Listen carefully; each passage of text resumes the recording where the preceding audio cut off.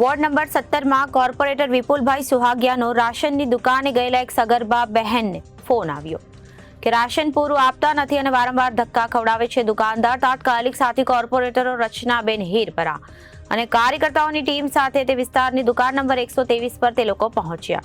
સ્થળ પર તપાસ કરતા જાણવા મળ્યું કે આ રાશન માફિયાઓ ખરેખર લોકોનું અનાજ ઓછું આપી રહ્યા છે, વારંવાર ધક્કા ખવડાવે છે. ફરિયાદી સગર્ભા બેન આજે રાશન લેવા માટે ત્રીજી વખત આવ્યા હતા, ત્યારે અનાજ આપ્યું અને એ પણ અડધું જ આપ્યું હતું. તેમના વિરુદ્ધ કાર્યવાહી કરવાની માંગ કરવામાં આવી છે. વોર્ડ નંબર 17માં કોર્પોરેટર વિપુલભાઈ સુહાગિયા અને રાશનની દુકાને ગયેલા એક સગર્ભા બહેનનો ફોન આવ્યો હતો કે રાશન પૂરું આપતા નથી અને વારંવાર ધક્કા ખવડાવે છે. તાત્કાલિક સાથી કોર્પોરેટર રચનાબેન હીરપરા અને કાર્યકર્તાઓની ટીમ સાથે વિસ્તારની દુકાન નંબર 123 પર પહોંચી ગયા. સ્થળ પર તપાસ કરતા જણાયું કે આ રાશન માફિયાઓ ખરેખર લોકોને અનાજ ઓછું આપે છે, વારંવાર ધક્કા ખવડાવે છે. ફરિયાદી સગર્ભા બેન આજે રાશન લેવા માટે ત્રીજી વખત આવ્યા, ત્યારે અનાજ આપ્યું એ પણ અડધું જ આપ્યું હતું. બિલ આપતા નથી, દુકાનમાં પ્રિન્ટર રાખતા નથી, અનાજના જથ્થાની કોઈ વિગત લખવામાં આવતી નથી, સરકારી ખાંડ અપાતી નથી, છતાં લોકોને ઘઉં અને ચોખાની જગ્યાએ 2 કિલો ખાંડ આપીને રવાના કરી દેવામાં આવે છે. સ્થળ પર ગેરકાયદેસર રીતે ખાંડના બોરાના જથ્થાઓ પણ ઢાંકીને રાખેલા હતા. રાશન માફિયાઓ ગરીબ લોકોના હકનું અનાજ પચાવી પાડીને લોકોને લૂંટે છે. છેલ્લા 4 વર્ષમાં 4 થી 5 વખત આ દુકાનમાં રેડ પાડી છે અને વારંવાર ગેરરીતિ કરતા પકડાઈ ગયા છે.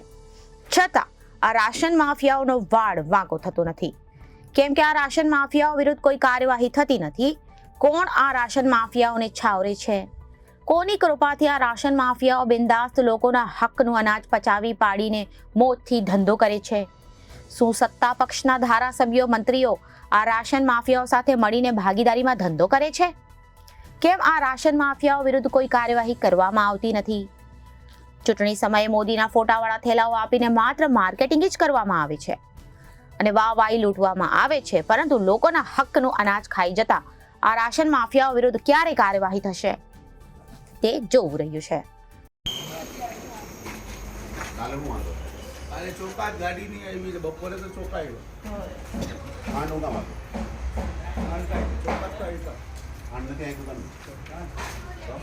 ચોખા જ છે. કોઈને જે માંગે એને ના પાડી, જે માંગે એને ના પાડી. ઘઉં નથી, ચોખા જોઈએ. તમે ચોખા જ માંગ્યા ને બેન 6 મેં કિલો. કાલ તો કીધું ચોખા જોતા જ. બીજું માંગશે તો આપજો, જોરદાર માંગશે આપજો. ચોખા તો આવી છે. જે આવતું એ બધું આપો ને. ચોખા એક 6 કિલો ચોખા. કેટલા નામ છે બેન? 3 નામ છે. 15 કિલો અનાજ થઈને કેમ 6 કિલો થાય? 9 કિલો ઘઉં બાકી, ચોખા તો આપી દે પૂરે. એનો કેમ મળે? પડેલા છે ને પડેલાથી તમને કીધું લઈ જાઓ.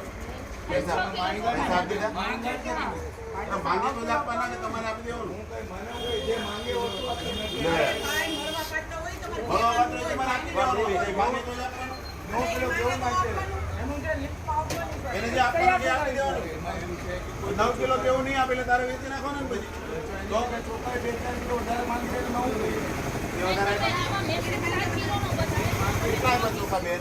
6 કિલો આપે છે દર 6 કિલો. 3 નામ છે. 6 કિલો કેમ આપ્યા? 3 નામ છે. લાવો. કેટલો મેસેજ આવ્યો? વખત. 8 મહિનાનું 9મા મહિના.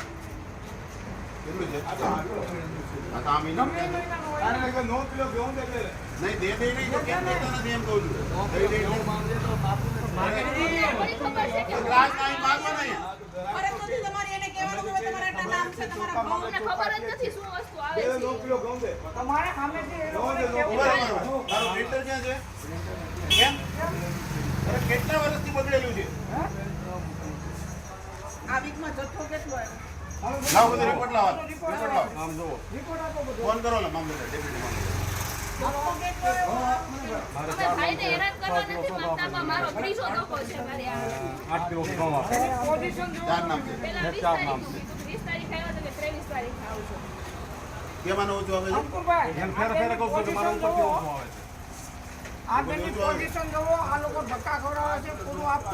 છે? તો 6 કિલો તો ચોખા આપજો. તો બાજરી નહીં આવી ગયા. બાજરી કોઈ વસ્તુ નથી અહીંયા આવતી. આવતું કેમ નથી? જામીનાન બાકી છે ને આપેલું. હું એક નહીં, ઘણા કેવા વાળા છે જ